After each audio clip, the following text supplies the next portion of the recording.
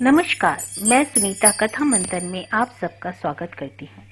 कथा मंथन में आज सुनिए सारा आकाश का 5वां और 6ठा अध्याय। मैं भाग के नाम बोलती चली जाऊंगी, तो जितना हो सकता है मैं कवर कर दूंगी।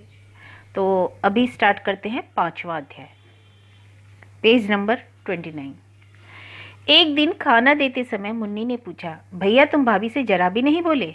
मैंने आशय जानने के लिए उसका चेहरा देखा और थाली अपनी ओर खींचते हुए संक्षिप्त सा उत्तर दिया, नहीं। स्वर में जरा भी उत्सुकता नहीं थी। हाँ, कौतूहल जरूर हुआ कि मुन्नी को यह बातें सूझी क्यों। दूसरी शादी करोगे? वह चूल्हे के सामने बैठी एक कोयले से यूं ही जमीन पर निरर्थक कुछ काटती रही। मैं आगे उपन्यास पढ़ने से पहले ये आपको बता दूं कि इसका सारांश भी जो है कई भागों में मैंने दे रखा है, सारांश, और उसके साथ ही एक पर्टिकुलर वीडियो भी अलग से बना रखा है जिसमें सारांश और प्रश्न उत्तर सभी हैं। तो आप वहाँ जाकर भी सारा आकाश के प्रश्न उत्तर, सारांश और चरित्र चित्रण सुन सकते हैं। प्लेलिस्ट का लिंक मैं आई बटन में और नीचे डिस्क्रिप्शन बॉक्स में दे दूंगी, ठीक है। हाँ, एक शादी करा के तो उसे गला रही हो, दूसरे किसके नाम को रोएगी? अचानक मेरे मुंह से निकला। तभी सहसा पहली बार क्षण के एक अविभाज्य खंड में यह बात मेरे सामने बिजली सी कौंध उठी कि हम सब घर वालों के व्यवहार से प्रभा जाने कितनी दुखी हुई होगी। उसकी ओर से तो कभी भी किसी ने नहीं सोचा। अब तो इस तरह सब उसे भूल गए हैं जैसे वह मर ही गई हो। अचानक दिमाग में आया, कहीं अत्यंत दुखी होकर उसने यहाँ यह तो नहीं लिख दिया कि अगर मैं उससे खुश नहीं हूँ तो दूसरी शादी कर लूँ। पढ़ी और सुनी इस तरह की कई लड़कियों की बातें दिमाग में आई। मन हुआ पूछूं, प्रभा ने कुछ लिखा है क्या? निगला हुआ कौर ना जाने किस शक्ति से उलटकर ऊपर आने लगा। मुझे खाना बेस्वाद लगने लगा, भूख मर गई। उठते हुए ज्वार को एक एक घूंट पानी से दबाकर पूछा, तुझसे कौन कह रहा था? अम्मा? नहीं, यूं ही पूछा मैंने तो। मुन्नी टाल गई। फिर जाने क्या मेरे चेहरे की ओर देखते हुए बोली, रात को खाना वाना खाकर जब भाभी अम्मा के पैर दबाती रहती है तभी अक्सर इस तरह की बातें होती रहती है। वह अपनी कलाई ऊंची करके हाथ की चूड़ियां उठाती गिराती रही। मुन्नी, मैं सच कहता हूँ, मैं घर छोड़कर भाग जाऊंगा। भले ढंग से पढ़ना चाहता हूँ, सो पढ़ाया तक तो जाता नहीं, अब 4-4 शादियां करके रख दो। मैंने रुआंसे स्वर में कहा। वह थोड़ी देर चुप रही, फिर बोली, अच्छा भैया एक बात बताएं। स्वर में लगा जैसे कोई रहस्य खुलना चाहती हो। मेरे चेहरे पर सवाल उभर आया। तभी सहसा द्वार पर भाभी दिखाई दी। पूरा खाना बनाने की जल्दी में सिर्फ नहाकर चली आई थी। ढेर के ढेर निचुड़े कपड़े कंधों पर पड़े थे। देखते ही बोली, ओह आज तो मुन्नी बीबी खाना दे रही है। मैं इसलिए भागी आई कि लाला जी तो चुपचाप बैठे होंगे कि कोई खाना दे दे तो खा ले, फिर उठकर चले जाएंगे बिना खाए पिए। हमारे लाला जी को तो जाने क्या हो गया है। वह धीरे से मेरे सामने वाली दीवार से पीठ टिकाकर बैठ गई। थकान से हाफ रही थी, पेट से थी। कंधे से सारे कपड़े उतारकर मुन्नी की ओर बढ़ाकर खुशामद के स्वर में बोली, मुन्नी बीबी कैसी अच्छी हो, जरा इन्हें सिखा दो। अच्छा जी, तुम्हें हम ही मिले हैं काम कराने को, अपने आप क्यों नहीं सुखाती? मुन्नी ने नखरे से कहा। तुम्हारी कसम बीबी जी, सारे हाथ टूट गए धोते धोते, तुम्हारे पैरों पड़ूं, जरा चली जाओ। भाभी ने अत्यंत थके हुए स्वर में कहा और कुछ विचित्र सी दृष्टि से मुन्नी की ओर देखा और फिर खुद ही हंसकर झेप गई। मुन्नी भी हंस पड़ी और कपड़े लेकर चली गई। मैं छोटे छोटे टुकड़े खाता रहा। खाने की कतई इच्छा नहीं हो रही थी। भाभी थोड़ी देर माथे पर हाथ रखे आप अलग मुझे कुछ सोचती रही और जैसे मुझे खाते देखकर कोई बात उनके दिमाग में आ रही हो। फिर अपने आप से बोली, इस बार तो दिवाली से पहले ही काफी जाड़ा पड़ने लगा है। दिवाली के कितने दिन और हैं लाला जी? होंगे 10-15 दिन और, मैंने लापरवाही से उत्तर दिया। उंगलियों की पोरों पर हिसाब लगाकर वे बोली, इस दिवाली को ठीक 6 महीने हो जाएंगे तुम्हारी शादी को। और 6 महीने बीत गए।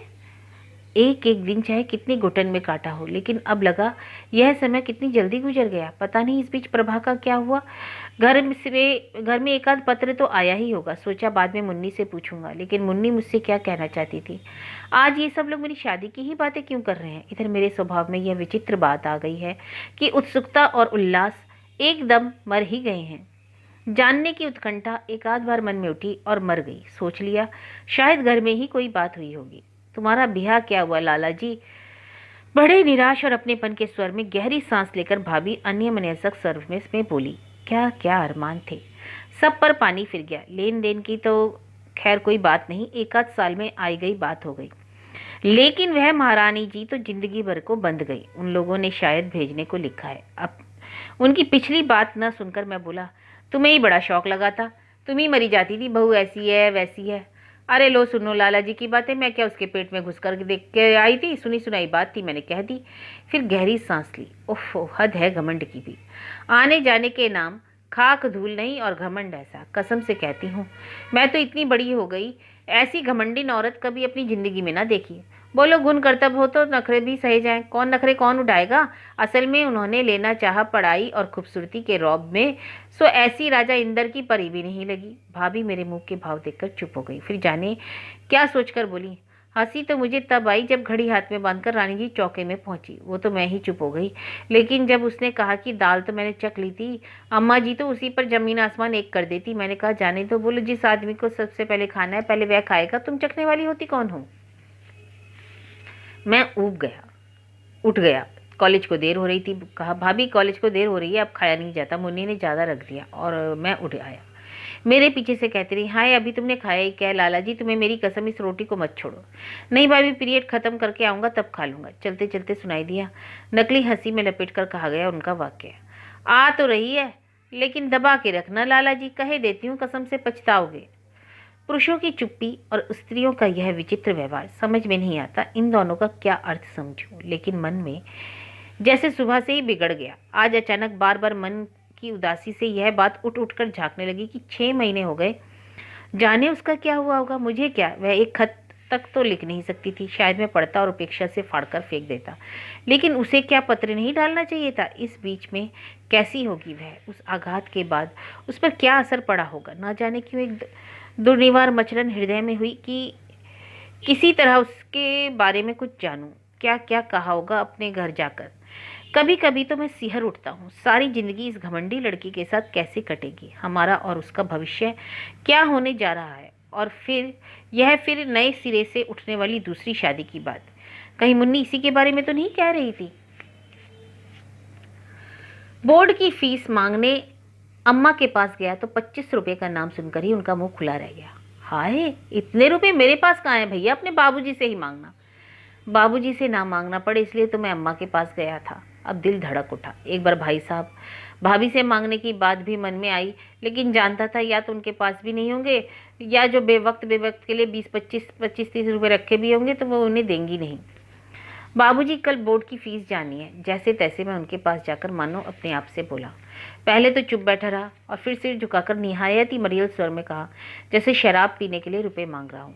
सांझ गिरे। बाबूजी एक खाट की अधवाइन को कस रहे थे। मेरी ओर पहले तो देखते रहे, फिर घनघनती सी आवाज में बोले, कितनी? 25। शायद शब्द का उच्चारण मैंने इस तरह किया मानो मेरे जीवन की 25 सांसें ही बाकी रह गई हूँ। उन्होंने हुंकार भरी और फिर एक रस्सी को खींचा, फिर उसे कोहनी से दबाकर बोले, ये रहे मेरी पेंशन के 25 रुपए आए हैं, सो इन्हें ले तुम लो। हमारा क्या है, हमें तो हड्डे ही पेलने हैं जिंदगी भर, सो तुम्हारे लिए करेंगे। करम में लिखा के लाए थे कि लड़के धिंगरे ऊँट हो जाए तब तक खिलाना, सो खिलाएंगे। कल परसों अमर रो रहा था, उसकी फीस भी जानी है। अभी दिवाली गई है, खर्चे के मारे ढेर हुआ जा रहा है। कमाने वाला वही एक धीरज है, सो तुम लोग चूस के खा जाओगे, साफ दिख रहा है। उन्होंने कमीज के भीतर हाथ डालकर बनियान की जेब से नोट निकाले और बिना गिने ही मेरे सामने खाट पर डाल दिए। अब उठा लो इन्हें, खड़े खड़े मेरा मुंह क्यों ताक रहे हो। मेरी हिम्मत ही नहीं थी कि सामने पड़े नोटों को उठा लूं। एकदम मन में आया कि यूं ही उल्टे पैरों चला जाऊं और इस पढ़ाई लिखाई में लात मारकर कहीं से लाकर रुपयों का इतना बड़ा ढेर लगा दूं कि इन लोगों का भी मन भर जाए। कहूँ, लो रुपया कितना चाहिए, रुपया रुपया रुपया रुपया। एक बार मुझे यूं ही खड़ा देखकर बाबूजी ने फिर सिर झुका लिया। फिर एकदम बदले हुए स्वर में बोले, कितनी परेशानी है समय, तुम ही सोचो, हमारा ही दिल जानता है। बताओ मैं क्या करूं, कहीं दोबारा नौकरी करने को हाथ पैरों में दम नहीं है। इधर उस धीरज की बहू के भी दिन पूरे हो रहे हैं। जान को एक नई आफत, बड़ी बहू का पहला बच्चा। तुम जानो कम खर्च होगा, सारे बच्चे स्कूल कॉलेज जाने वाले हैं, ठीक समय पर उन्हें भी खाना पहनना होना चाहिए। तुम्हारी अम्मा चूल्हे में सिर झुकते झुकते अब इस हालत में आ गई। बुढ़ापे का शरीर, बहुत किया उस बेचारी ने भी, अब उससे नहीं होता।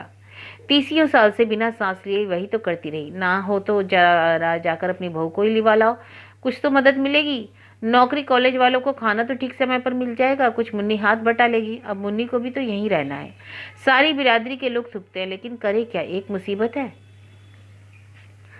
सारी स्थिति को बाबूजी के दृष्टिकोण से देखकर उस क्षण सचमुच उनकी मजबूरी पर मुझे बड़ी दया आई। अगर वे कटखन्ने या चिड़चिड़े हो गए तो इसमें उन बेचारे का क्या कसूर? बेचारे कहाँ तक करे। गले का घूंट लेकर बड़ा ही साहस करके मैंने कहा, बाबूजी अमर को भेज दीजिए, मैं नहीं जाऊंगा।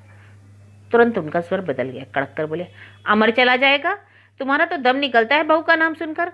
भेड़िया है ना, सो खा जाएगी। अच्छी थुकवा औलाद हुई है। सब अपने अपने को ना जाने किस लाट साहब का बच्चा समझते हैं। किसी का कुछ दिमाग में समझ ही नहीं आता।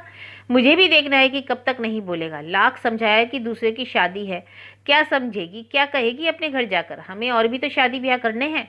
लोग दुनिया भर की बातें करते हैं, किस किस का मुंह पकड़ेंगे, लेकिन बेटे हैं कि अपनी तीरंदाजी में किसी के सामने बदते ही नहीं है। असल का हो तो जिंदगी भर मत बोलियो। बिजली की तरह भाभी की एक बात कौध गई। स्वर में मजाक भरकर लेकिन सलाह देने के लिए लहजे में उन्होंने एक दिन कहा था, लाला जी, बाबूजी आज अम्मा जी से क्या कह रहे थे मालूम है? मैंने कोई जवाब नहीं दिया तो बोली, कहते थे कि ना हो तो समर से कहो किसी डॉक्टर वैद्य से ही मिल ले, अच्छी तरह दिखा ले, जो फीस लगेगी दे देंगे। मैं समझा नहीं, पूछा कि मुझे क्या हुआ है? तो भाभी ने मुंह में आंचल भरकर हंसती रही और मैं क्रोध से भन्ना उठा। आगे अदवाइन की रस्सी को जरूरत गैर जरूरत बाबूजी दांत भींच भींच कर कसते रहे और मैं रुपए उठाकर बिना एक क्षण रुके चुपचाप चलाया। छी, इन लोगों का दिमाग तो भी कहाँ तक जाता है। बाबूजी अभी भी बड़बड़ा रहे हैं और उनकी आवाज़ मेरे भीतर के क्रोध को बढ़ा रही थी। जो ये कहे सो करो, कहे शादी करो तो करो, करे कहे उसे पहुंचाओ तो लिवा लाओ तो पहुंच लिवा लाओ। अरे जन्म जिंदगी में 25 रुपये मांगे हैं, सो यह सब सुनना पड़ा। वह तो कहो कि दौड़ भागकर फीस माफ करा लेती, वरना हर महीने एक महाभारत खड़ा रहता। जब पढ़ा और लिखा ही नहीं सकते ढंग से तो पैदा ही क्यों किया? किताब कॉपी के लिए पैसा नहीं मांगता, कपड़े फट रहे हैं, पुरानों में ही सिकुड़ सिकुड़ कर काम चला रहा हूँ। उनके ही आश्रय इस सारे जाड़े से लड़ना है। एक पैसा सिनेमा जाने या कोई चीज़ खाने को मांगता नहीं, उस पर यह हाल। हम धिंगरे और ऊँट हो गए हैं। अरे तुम ही लगे तो बुलाओ बहू को, ना लगे तो जिंदगी भर मत बुलाओ। मुझसे पूछ कर ही सारे काम होते हैं। ऐसे ही तो मेरा कहना मानते हो ना? शादी करते वक्त सुनी थी मेरी एक बात, उस वक्त तो तुम लड़के हो जी, इस वक्त चुप रहो। ज़्यादा जुबान लड़ाई तो हम तुम्हारा सिर फोड़ देंगे, सिर फोड़ देंगे, या अब फोड़े ना तब फोड़े। मैं ही रह गया हूँ सारे घर में उसे लेने जाने के लिए। अमर क्यों नहीं जा सकता है? छोटा है कहकर उसकी आदतें बिगाड़ ली। हमें क्या है, भुगतना खुद आगे जाकर। हाँ, मैं भी दिखा दूंगा कि जिंदगी भर नहीं बोलता। यह तो मेरे हाथ की बात है ना, बोलने को मजबूर तो नहीं कर सकते। शादी थोड़ी जबरदस्ती से काम हो जाएगा। अरे यह तो मेरा अपना मन है, बोले ना बोले, बिरादरी में बदनामी होती है तो हो। भाग 6। कॉलेज से लौटते समय अमर मिला। दोनों हाथों में फुटबॉल घुमाता हुआ शायद कहीं खेलने जा रहा था। देखते ही बोला, समर भैया, भाभी को लेकर आ गया हूँ। मैं सिर झुकाए चला जा रहा था, एकदम चौंक गया। मुँह से आश्चर्य से निकला, अच्छा। और घर लौटने को उठते कदम सहसा रुक गए। कुछ देर निरुद्देश्य सा उसके मुंह की ओर देखता रहा और फिर पूछा, कोई खास बात? खास बात तो कुछ नहीं, बड़ी मुश्किल से भेजा है भैया। उनके घर वाले बड़े बदतमीज है, मैं तो साफ कह देता हूँ, आगे से ना जाऊँगा। क्यों, पीट पाट दिया क्या पकड़ कर? मैंने खंड को भरसक दबाकर नीचे स्वर में जहर बुझी मुस्कुराहट के साथ पूछा, बस पीटना ही तो बदतमीजी होती है क्या? उठते बैठते जब देखो तुम्हारी बड़ी भाभी ऐसी, तुम्हारे अम्मा ऐसी, बाबूजी ऐसे, हम लाख बुरे हों, लेकिन अपने घर वालों के बारे में ऐसी बात तो ना सुनेंगे। उसने मेरी चिंता किए बिना उद्यत ढंग से कहा, और समर भैया कैसे हैं यह नहीं बताया? मैं एकदम पूछ बैठा। स्वर में अनजाने ही कोमलता आ गई थी। जाने उसने मुझे अपने घर में जाकर कैसा बताया होगा। भैया यही तो बात है, तुम्हारी तो वहाँ सब तारीफ करते हैं। तारीफ? मैं अतः आश्चर्य में चौंका, फिर अविश्वास से बोला, तू समझा नहीं होगा। हाँ, यह भी हो सकता है, उसने मान लिया। वैसे तुम्हारे बारे में ज़्यादा बातें नहीं, बस एक आध बार पूछा था कि कितनी पढ़ाई और रह गई है, और समय प्रभा को ले जाने में से पढ़ाई का नुकसान तो नहीं होगा। यह भी कह रहे थे कि जितना पढ़ेंगे उन्हें उतनी खुशी होगी। हाँ, इस बात का बुरा मान रहे थे कि पहली बार तुम्हें ही लेने जाना चाहिए था, वह कायदा है। मैंने समझा दिया कि गौना तो शादी के साथ ही हो ही गया था, फिर भैया आजकल बड़ी मेहनत कर रहे हैं, बस और तो सब ठीक है। उसके आत्म प्रशंसा के प्रवाह को रोककर मैंने पूछा, तारीफ शब्द से जो जिज्ञासा गले तक उमड़ाई थी उसका समाधान इन बातों से नहीं होना था। तू समझा नहीं होगा कहकर मैं अमर को उकसाना भी चाहता था और पक्का भी करना चाहता था कि कहीं उनकी बातों में व्यंग तो नहीं था।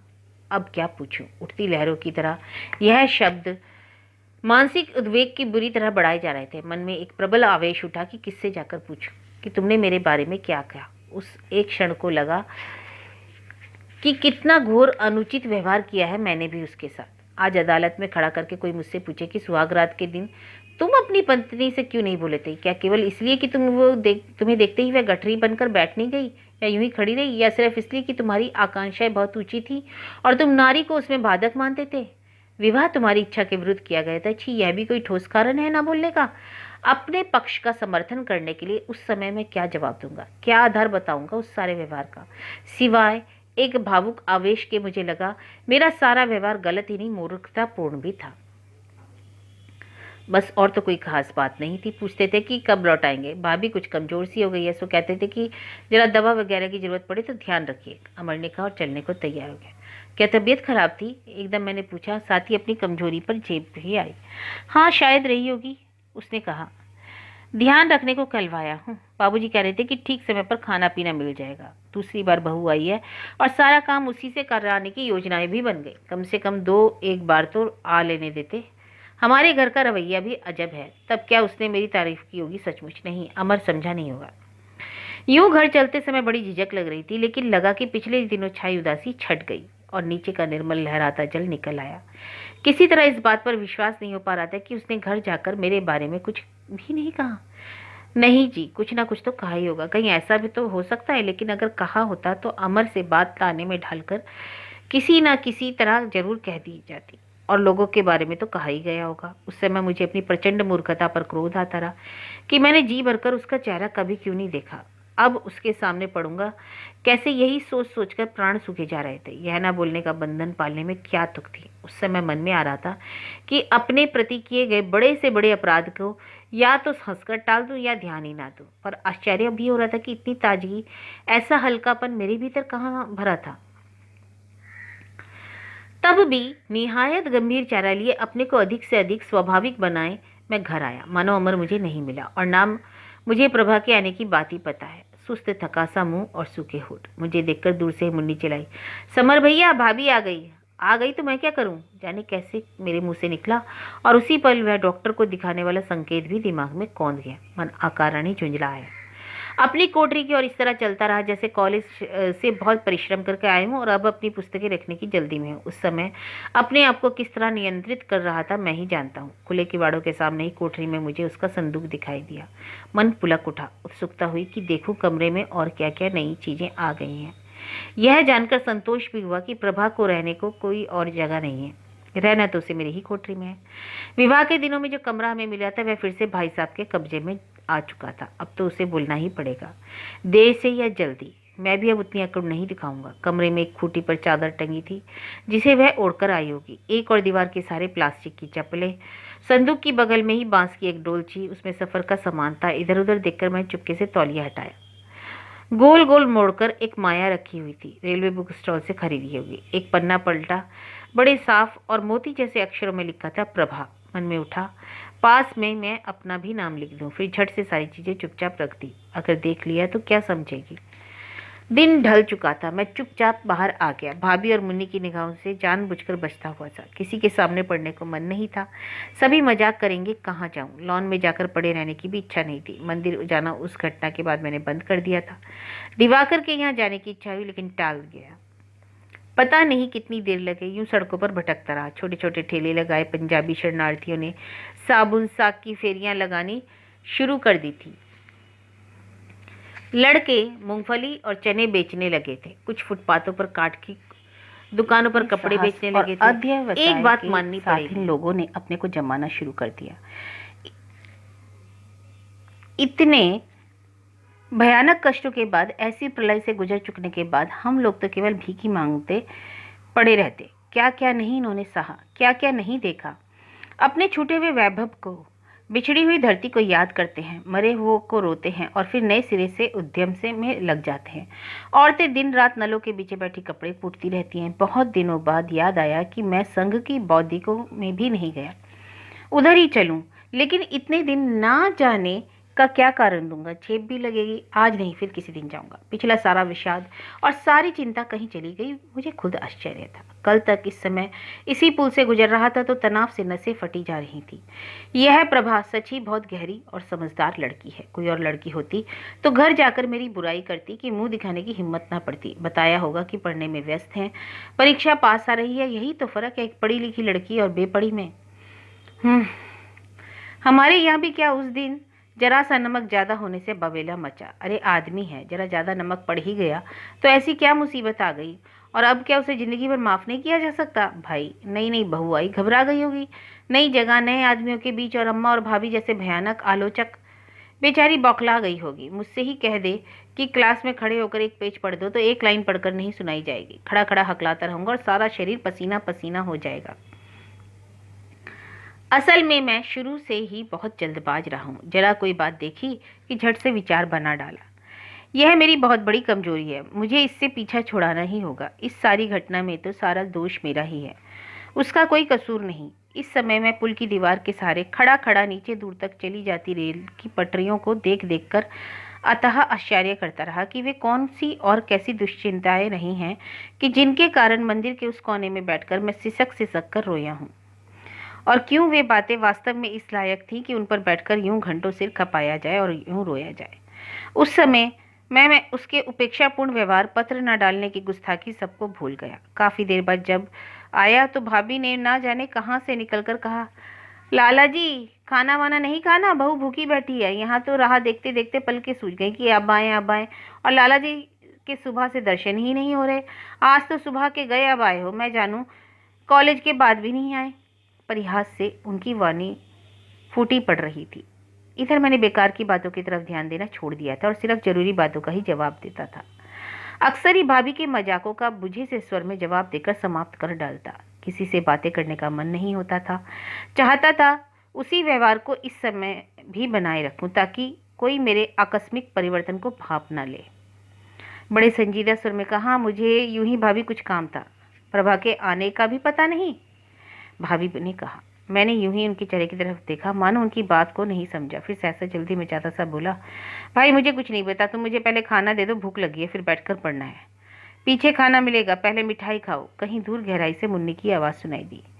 जवाब में भाभी हंस पड़ी। अरे इन्होंने खिलाई मिठाई, ससुराल की मिठाई खाने को तो बड़ी जल्दी लपकेंगे। मैं हंसते समय सुंदर लगती हैं। अरे तुम छोड़ो मिठाई विठाई भाभी, मुझे तो रूखी रोटी दे दो, यही बहुत है। मुबारक हो मिठाई तुम्हें और ससुराल वालों को। मैंने व्यस्तता के भाव से कहा, खा पीकर जल्दी पढ़ने बैठूंगा, बोर्ड के इम्तिहान है। इस समय भाभी प्रसन्न दिखाई दी। खा पीकर लालटेन सामने रखकर मैं पढ़ने बैठ गया। ठंड पड़नी शुरू हो गई थी, लेकिन अभी बहुत तेज नहीं थी। पढ़ने में नींद जल्दी आ जाती है, अधिक परिश्रम नहीं हो पाता। इसलिए मैं जमीन पर ही बिस्तर बिछाता और चारपाई एक और खड़ी रहती। उस पर मेरे गंदे से गंदे रजाई गद्दे लदे रहते। मैं रोज इस बात की कसम खाता कि 12-1 बजे तक पढ़कर 4:30-5 पर सुबह उठ जाया करूं, लेकिन कुछ प्रोग्राम कभी चल ही नहीं पाया। घर भर में मैं ही सबसे ऊंची क्लास में पढ़ता था, इसलिए मुझे एक अलग लालटेन लेने का अधिकार था। बाकी दोनों भाई एक ही लालटेन से पढ़ते थे। हालांकि इस पर भी आए दिन उधम उठता रहता था कि बाकी एक लालटेन से सारे घर का काम कैसे चले। खास तौर पर जिस दिन मैं लालटेन जलती छोड़कर सो जाता, भैया देख लेते तो उस दिन मिट्टी के तेल को लेकर हंगामा मचता। उसका वर्णन ही करना व्यर्थ है।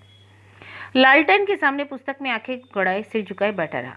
मैथ्यू आर्नल्ड की सोहराब और रुस्तम किताब थी, लेकिन पढ़ने का प्रयत्न करके भी पढ़ा नहीं जा रहा था। हार कर प्रयत्न भी छोड़ दिया, चुपचाप प्रतीक्षा करने लगा। कभी कभी ध्यान आ जाता तो पन्ना पलट लेता। देखना मैं यह चाहता था कि वह आखिर क्या करती है। जानता था जब घर का सारा काम खत्म हो जाएगा, वहाँ की सारी बातें हो लेंगी, यहाँ की सारी बातें जब मुन्नी और भाभी से सुन ली जाएंगी तो वह आएगी। मैं उसी क्षण की प्रतीक्षा कर रहा था। आखिर कितनी बातें और करनी है। पैरों की आवाज़ से सुना कोई आ रहा है। अभी तक नीचे बातें करने की जो भनभनाहट सुनाई दे रही थी वह बंद हो चुकी थी। मैंने देखा कि इधर अम्मा बिल्कुल चुप थी। वे स्पष्ट उपेक्षा दिखा रही थीं। उन्हें जाड़ा ज़्यादा लगता था, सो चुपचाप रजाई ओढ़े हाथ में माला की थैलियाँ लटकाए मन ही मन उसकी गुड़ियाँ गिन रही होंगी। मैंने वहीं बैठे बैठे अनुमान लगाया। एक मन हुआ कि चलूँ जरा बाहर से नीचे झाँक कर देखूँ कि देर क्या है। लेकिन एक तो अगर भैया अपने कमरे में हुए तो देख लेंगे, दूसरे ऊपर से अम्मा का कमरा या बैठने की जगह दिखाई नहीं देती थी। यूँ मैं डरता डरता सा अनावश्यक रूप से बाहर छत की एक और मुंडेर के सहारे बनी मोरी तक हो आया था। फिर कल्पना करने लगा, मुन्नी अपनी चारपाई पर पड़ी होगी, नाक तक रजाई खींचे, भाभी अम्मा के पैर दबा रही होंगी और शायद मुन्नी की चारपाई से लगी झुकी सिमटी सी प्रभा बैठी बैठी सुन रही होगी, मना रही होगी कि जल्दी से इन लोगों की बातें समाप्त हो तो दिन भर की हारी तक ही जाकर आराम करे। लगा दरवाजे पर आकर कोई चुपचाप खड़ा है। छाया सी जाना वही थी। या तो मुझे पढ़ता हुआ देख रही थी या भीतर आने में झिझक रही थी। कुछ देर बाद भीत से ढंग से आकर उसने इतने आहिस्ता से संदूक खोला कि जरा भी आवाज ना हो। सरसराहट से अनुमान लगाया कि कपड़े निकाले होंगे। कुछ देर यूं ही बैठी सोचती रही, फिर घुटनों पर हाथ रखकर उठी और बाहर चली गई। थकी है, शायद कपड़े बदलने बाहर गई है। मेरी सारी इंद्रियों की चेतना कानों में असमय थी। चूड़ियों की हल्की सी झनक, वस्त्रों की सरसराहट, स्वस्थ युवा नारी शरीर की अजब सी सुगंध का झोंका जैसे कमरे में आया और चला गया। मन विभोर हो आया और तने तारों पर पड़ी टंकार की तरह नसें लरज उठी। अपने भीतर व्याप्त होने वाले इस विचित्र उल्लास की उष्णता को मैं समझ नहीं पा रहा था, लेकिन यह उष्णता जैसे रग रग में फैलकर मेरे रोए रोए में समा गई थी। पिछली सारी बातें दिमाग में उड़ गईं और भविष्य के न जाने कितने सुखपूर्ण दाम्पत्य जीवन के सुनहले चित्र झलमलाकर थिरकने लगे। सैकड़ों सिनेमाओं और कहानियों में देखे गए पड़े दृश्य, प्रेम की किरणाएं दिमाग में आई। क्रम क्रम से उठकर चलते हुए उसके पगों के पीछे पीछे मेरी दबी दृष्टि दरवाजे तक गई। पाँव में महावर लगा था। गोरी एड़ियों पर चांदी के तोड़िए झूल रहे थे, जो कदम रखने पर साड़ी की किनारियों से ढक जाते और उठने पर झलक उठते। एक कदम बढ़ाकर उसने देहली पार की तो मुझे लगा जैसे भीतर से गले तक एक आवाज उठी चली आ रही है, प्रभा सुनो। बड़ी कोमल, बड़ी मधुर उसे पुकारने की दुर्निवार इच्छा को मैं कैसे रोक रख पाया आज भी नहीं जानता। मुश्किल से मैंने अपने आप को समझाया कि वह कपड़े बदलने गई है और अभी हाथी होगी। किताब, कागज, पढ़ाई सब मेरे सामने से चले गए। भावनाओं की आंधी में डूबा बस मैं ही वहां रह गया और जो हर पल अपने घर से अधिकार खोता चला जा रहा था। लगा जिस धरती पर बैठा हूँ एक और झुकी चली जा रही है। तभी छत के दूसरे सिरे से, शायद भैया के कमरे से, भाभी का हल्का सा स्वर सुनाई दिया, नहीं प्रभा वहीं जाकर सो, चारपाई ना हो तो मैं डाले आती हूँ। यहाँ भी उठकर जाओ, जेठ जी आते होंगे। ना जाने उसने क्या गुनगुन जवाब दिया, जिसके उत्तर में भाभी का ऊंचा स्वर आया, आखिर तुम वहाँ सोना क्यों नहीं चाहती। उस स्वर में ना जाने क्या था। मुझे अपनी डॉक्टर वाली बातें फिर ध्यान आई, क्योंकि इसके बाद ही उन्होंने धीरे से मजाक की बात कही। प्रभा की ओर से भनभनाहट तेज हुई। लगा मजाक उसे अच्छा नहीं लगा। थोड़ी देर सन्नाटा रहा, फिर भाभी ने समझाने के स्वर में कहा, देखो प्रभा मान जाओ, ऐसा नहीं करते। तुम नई बहू हो, शुरू से ही ऐसा करोगी तो फिर आगे कैसे चलेगा। तुम्हें तो अभी सारी जिंदगी निभानी है। यह सब तो होता ही रहता है। उनके उत्तर में फिर प्रभा का काफी तेज, तीखा, दृढ़ और उद्यत स्वर सुनाई दिया, जबरदस्ती वहीं जाकर सो जाऊं। मुझसे तो नहीं होता जेठानी जी कि कोई दुत्कारता रहे और पूंछ हिलाते रहो, ठोकर मारता रहे और तलवे चाटते रहो। उनसे उनके बोर्ड के इम्तिहान है तो मैं क्यों तंग करूं। कुछ हो गया तो बाद में सब मेरा ही नाम लेंगे। हमारा यहाँ आना तो उन्हें जम दिखाई दिया है और तुम कहती हो कि मैं वहां चली जाऊं। प्रत्येक शब्द में जहर बुझे तीर जैसा दंभ और अहंकार घनघनाता था। बंदूक की गोली की तरह कोई चीज मस्तिष्क की नसों को चिढ़ती चली गई। ऊंची मीनार में जैसे किसी ने निर्मम ठोकर मारकर धकेल दिया। मैं एकदम तनकर बैठ गया। दोनों भवें आपस में खींचकर मिल गई। चोट की गहराई को समझकर जैसे क्रुद्ध हुंकार उठी। सांस का झोंका नाक से निकला और दोनों नथुने फैलाकर लाल हो उठे। तो यह बात है। मैं दृष्टि अधिक से अधिक तीखी करके पृष्ठ के निर्जीव अक्षरों को घूरता रहा। बलवान किंतु बंदी शेर की तरह यही एक वाक्य कभी हृदय के इस कोने से उस कोने से प्रचंड वेग से टकराता रहा। अच्छा तो ये बात है। कितना बाल बाल बचा हूँ। कैसा गजब हो जाता। अभी पुकारने में कसर ही क्या रह गई थी। सारे शब्द जबान पर आ ही तो गए थे। पूरा का पूरा वाक्य मैंने सोच लिया। कितने बड़े भ्रम और कैसी जबरदस्त भावुकता में बह गया था मैं। अभी पुकार उठा होता जिंदगी भर निगाहें नीचे हो जाती। उफ, कितना दंभ। एक एक शब्द में जैसे तेजाब भरा हो। यह शायद दूसरे बार इतना साफ उसका स्वर सुना है। कैसा उज्जट लहरा।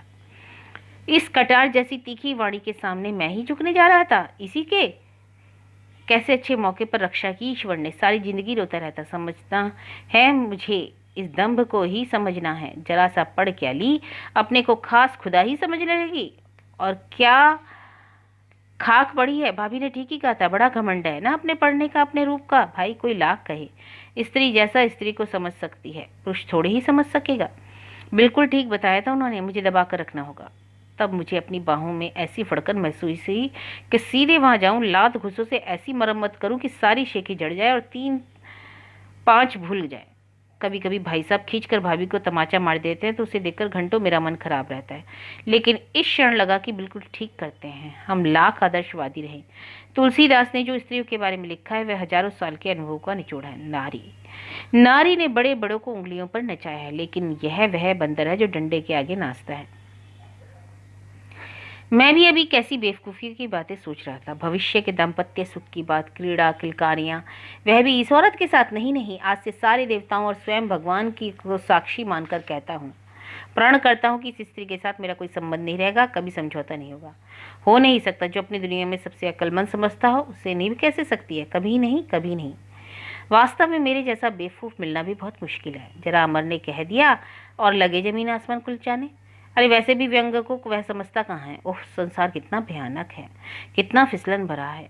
तभी फिर हल्की पदचाप, झनक और सरसराहट में ऐसा लगा कोई आ रहा है। मेरा सोचना रुक गया। होगा कौन? वही रानी जी होंगी, या हो सकता है बहस करके समझाने की कोशिश करके जोश से भाभी ही उठी चली आ रही हूँ। अगर भाभी हुई तो 3 घंटे का अच्छा खासा शास्त्र छिड़ जाएगा। कहीं बार दृढ़ स्वर में दोहराया, आज ब्रह्मा विष्णु महेश संसार की कोई शक्ति क्यों ना आए, हमारा समझौता नहीं होगा, नहीं होगा। मैं जानता हूँ वह झुकेगी नहीं, उसका अहंकार उसे झुकने नहीं देगा।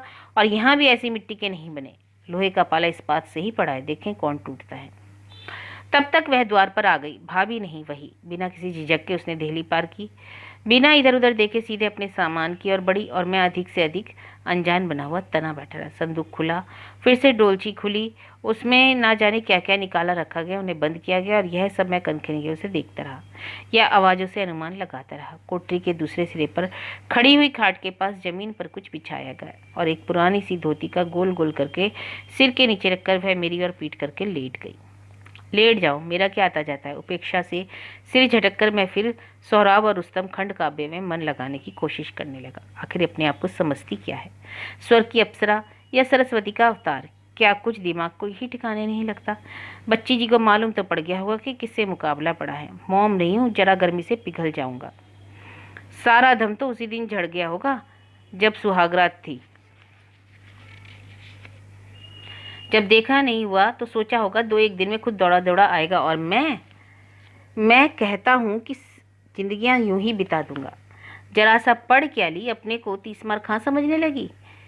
कैसी पड़ी है तनकर? पड़ी रहो रात भर, बड़ी जिंदगी भर पड़ी रहो। यहाँ कोई नहीं पूछने वाले, मर जाओगी तो उठाकर फिकवा देंगे। बाप का घमंड है तो यहाँ सहते नहीं है। और तुम हो किस खेत की मूली? और सच बात तो यह है कि यहाँ जरूरत किसे थी तुम्हारी? सो तो कहो घर वालों ने फंसा दिया, नहीं तो इतनी सबकी नौबत ही नहीं आती। अपने घर में ही खुश रहती। हमने समझा था चलो समझदार होगी समझदार होगी, वहाँ समझ जिंदगी में जानी होगी। होती क्या चिड़िया है, कुत्ता समझता है कि गाड़ी उसी के बल चलती है। कहाँ दलदल में फंसा दिया हमें तो बाबूजी ने, वरना अपने खेलते थे, मस्त रहते थे। खैर अब 2-2 हाथ, यही भी सही है। और रात गहरी होती चली गई। आस पास दूर की साएं साएं करती गली बाजारों में कभी कभी चौकीदार की लंबी लयपूर्ण आवाज़ फैलती जाती, कभी कहीं दूर से विचित्र विचित्र स्वर में रेल के इंजन की भौं भौं करती आवाज़, कुत्तों के भौंकने की आवाज़, कभी कभी इक्के तांगे अपनी भारी खड़खड़ घोड़े के गले में बंधी घंटियों के वातावरण गुंजाते चले जाते। बिना किसी भी और ध्यान दिए मैं अपने सामने प्रभा की काल्पनिक मूर्ति बनाकर जोशीले ढंग से उससे जाने क्या क्या सवाल जवाब करता रहा। भाषण देने का उस समय दौरा आ गया था। अपनी पिछली सोची हुई एक एक बात को मैं क्रोध से दोहराता, दुगने आवेश से उसका उत्तर देता, उसकी व्यर्थता या अपनी बेवकूफ़ियों पर गालियां देता और उसे छोड़कर अगली बात उठाता। रह रहकर उद्वेग और निष्क्रिय क्रोध से दांत पीस पीस कर कहता, प्रभा जी अभी समझी नहीं कि आपके भाग्य में आपको किसके सामने लाकर खड़ा कर दिया। जब समझ लोगी तो जानोगी कि ये मैं आदमी कैसा हूँ। सोहराब और रुस्तम की पंक्तियों का ऐसे आत्मविश्वास से दोहराता मानो वे इसी अवसर के लिए लिखी गई हैं। ये वे पंक्तियां थीं जहां रुस्तम को ललकार कर सोहराब कहता है कि हजारों युद्ध क्षेत्रों में मेरा वास्ता पड़ चुका है, लेकिन आज तक कभी वह मौका नहीं आया मुझे युद्ध क्षेत्र छोड़ना पड़ा हो, मेरा दुश्मन जिंदा बच निकला हो। प्रभा जी याद रखें, never the field was lost nor the four. हाँ, मेरा पहले दिन का व्यवहार बिल्कुल ठीक था, उसमें कोई भी बात अनुचित नहीं थी। ऐसे ही व्यक्ति के साथ ऐसा ही होना चाहिए था। आज से तो इसका मान मर्दन मेरा पहला लक्ष्य है।